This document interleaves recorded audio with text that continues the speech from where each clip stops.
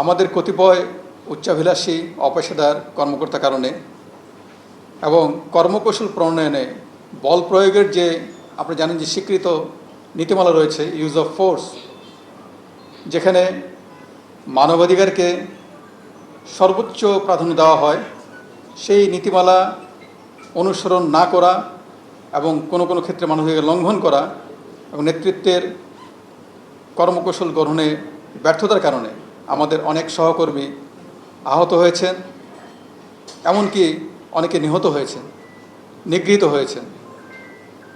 এই সন্ধিক্ষণে আমি সকল পুলিশ সদস্যকে আন্তরিকভাবে আহ্বান জানাই, আপনারা দেশ ও জাতির প্রয়োজনে শৃঙ্খলা বাহিনীর সদস্য হিসেবে নিজ নিজ দায়িত্ব পালনে আত্মনিয়োগ করুন। আমাদের Rajarbagh police lines, public order management, POM, APBNs headquarter সহ অন্যান্য APBNs কার্যালয় সমূহ, সকল মেট্রোপলিটন এবং জেলা পুলিশ লাইন সহ সকল স্পেশালাইজড পুলিশ ইউনিটের সব অফিসার এবং ফোর্সকে আমরা ইতিমধ্যে নির্দেশনা দিয়েছি।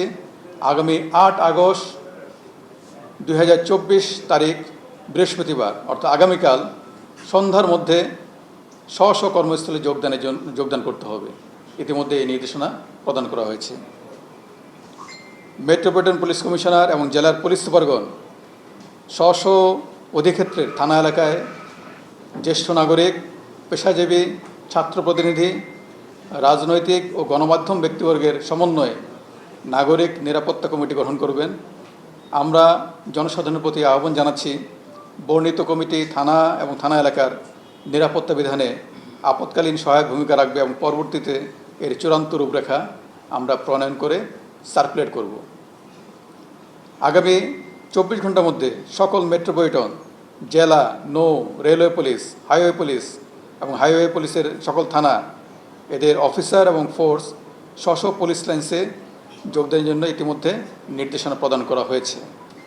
আমি পুলিশ বাহিনীর শৃঙ্খলা বজায় রাখার স্বার্থে সকল স্তরের সহকর্মীকে সামাজিক মাধ্যমে কোনো প্রকার ব্যক্তিগত অথবা পুলিশ অ্যাসোসিয়েশনের নামে ব্যাচ হিসাবে বা অন্য কোনোভাবে কোনো ধরনের দাবি, মন্তব্য, প্রত্যুত্তর ইত্যাদি প্রদান করার থেকে বিরত থাকার জন্য অনুরোধ করছি, যেটি আমাদের শৃঙ্খলা বজায় রাখার স্বার্থে অত্যন্ত জরুরি।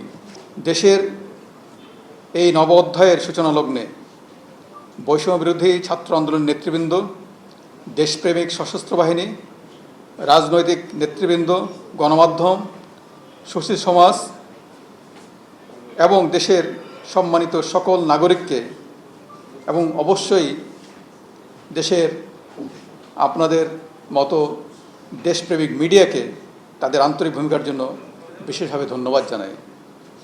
আমি বাংলাদেশ পুলিশের IGP হিসেবে আমাদের পেশাগত দায়িত্ব পালনে সকলের আন্তরিক সহযোগিতা কামনা করছি।